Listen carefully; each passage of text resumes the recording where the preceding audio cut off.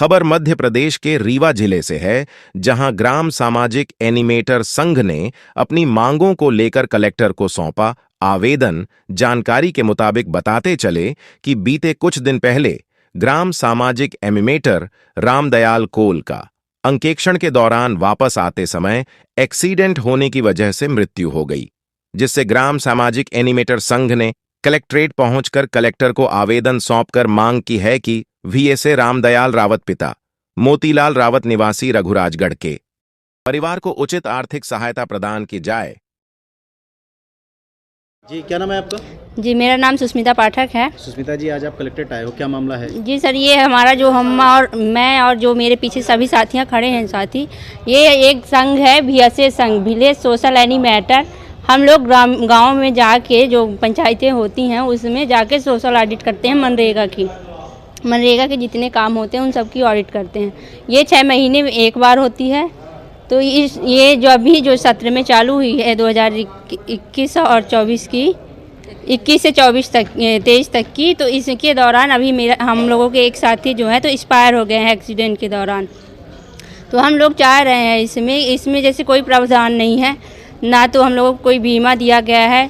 एक दिन का जितना होता है उतना बस टोटल होता है। तो हम लोग इसमें ये मांग रख रहे हैं कि जो एक्सपायर हो गए हैं तो उनको सहायता राशि दी जाए। और हम लोगों का भी अगर ये, क्योंकि किसी के साथ भी दुर्घटना घट सकती है तो उन भाई को तो दिया ही जाए, साथ ही हम लोगों का भी बीमा का प्रावधान इसमें बनाया जाए। और सरकार की जो अन्य योजनाएं हैं उनका भी सोशल ऑडिट हम ही लोगों द्वारा कराया जाए ताकि हम लोग नियमित काम कर सकें। कलेक्टर मैडम को भी आपने ज्ञापन सौंपा, क्या वहाँ से आश्वासन मिला आपको? मैम बोली हैं कि ठीक है, इस जो आपका ये ज्ञापन है इसमें कार्रवाई कर रहे हैं, इसके हिसाब से जो रिपोर्ट होगी तो आप लोगों को जानकारी दी जाएगी। और बोले हैं कि जो जैसे अदर योजनाओं में हम लोग ऑडिट करने के लिए मांग रखे हैं तो उसमें के लिए बोले हैं कि अगर सरकार का कोई गाइडलाइन कुछ होता है तो उसके लिए भी आप लोगों को बताया जाएगा। आप लोगों ने कितनी सहायता की राशि की मांग की है? अभी तो जैसे कि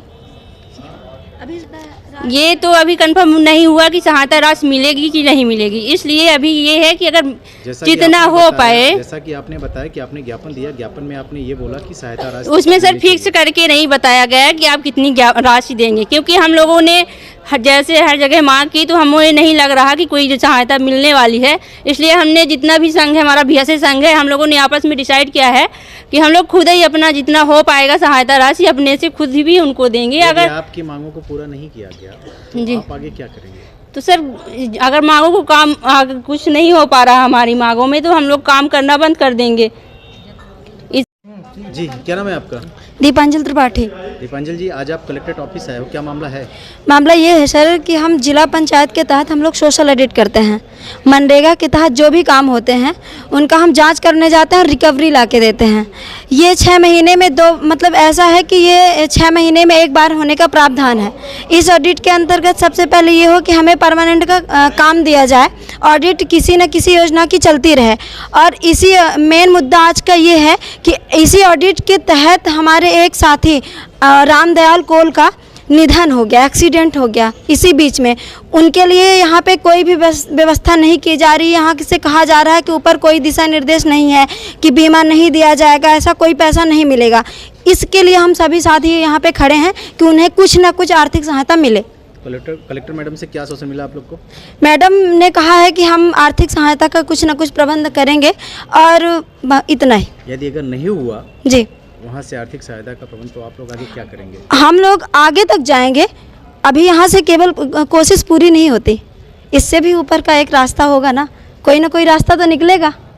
जी, जैसे फिर आप लोग क्या अगला कदम क्या होगा आपका? अगला कदम यही होगा कि अगर यही होगा कि एक हमारे साथी को मतलब आर्थिक सहायता नहीं मिल रही है तो हम ऑडिट ही बंद कर देंगे।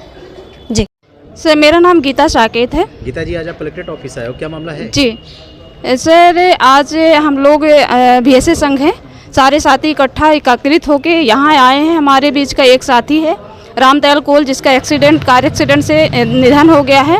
उनके लिए हम लोग सहायता राशि का कुछ मांग करने के लिए आए हैं। सर, मेरा कहना ये है कि जैसे कि संविधान के 73वें संशोधन सन 1993 के अंतर्गत हर 6 माह में ये सामाजिक अंकेक्षण होना उसमें लेखांकित है।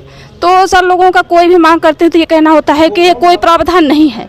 तो क्या प्रावधान नहीं है? तो हमें सिक्योर करने के लिए कोई प्रावधान नहीं है, हमें नियमित काम देने के लिए भी कोई नियम नहीं है, कोई प्रावधान नहीं है। तो क्या हम लोग ऐसे ही काम करते रहेंगे और ऐसे एक एक साथी का एक्सीडेंट होता रहेगा? क्योंकि काम जो है रिस्की है, फील्ड वर्क है, तो क्या हम लोग ऐसे ही रहेंगे? कोई हमारे लिए संशोधन नहीं हुआ? हर काम में संशोधन होता है, संविधान में संशोधन होता है, तो क्या इसमें संशोधन नहीं हो सकता? अभी आपने कलेक्टर मैडम को ज्ञापन सौंपा है, तो क्या आश्वासन मिला है वहाँ से? वहाँ से कोई आश्वासन नहीं मिला सर। उन्होंने कहा है कि जो भी होगा तो हम उनकी सहायता राशि के लिए कुछ करेंगे। यदि आपकी मांगों को पूरा नहीं, आपकी मांगें पूरी नहीं हुई तो अगला कदम क्या होगा आपका? सर तो फिर हम लोग ऑडिट करना बंद कर दें, क्योंकि जब ऐसे ही अकाल मृत्यु के हर कोई को होगा, कोई आगे पीछे नहीं होगा। हम लोग दो रोटी के लिए है ना जाते हैं काम करने, कोई भी जाता है तो अपने बाल बच्चों के लिए, घर के लिए जाता है। जब हम ही नहीं रहेंगे तो फिर क्या होगा? जब कोई कहीं भी मजदूरी कर लेंगे, जब मजदूर की तरह ही करना है तो कहीं भी कर लेंगे। और मिश्रा तो बाजी, आज आप कलेक्ट्रेट ऑफिस आए हो, क्या मामला है? मामला ये है कि मेरा एक हम लोगों के बीच का एक साथी रामदयाल कोल है, जो हम लोगों के साथ ऑडिट का कार्य करता था। नरेगा की ऑडिट करते हैं अपन लोग। तो वो जा रहा था ऑडिट करके, वापस आ रहा था, तो रास्ते में उसकी दुर्घटना हो गई और कार एक्सीडेंट में उसका निधन हो गया। तो हम लोग सब ग्राम विकास एनिमेटर जो हैं, तो सब लोग इकट्ठा होकर आज आए हैं मैम के पास, और हम लोगों ने निवेदन किया है और आवेदन भी दिया है कि जो भी आर्थिक सहायता हो सके उनको प्रदान की जाए।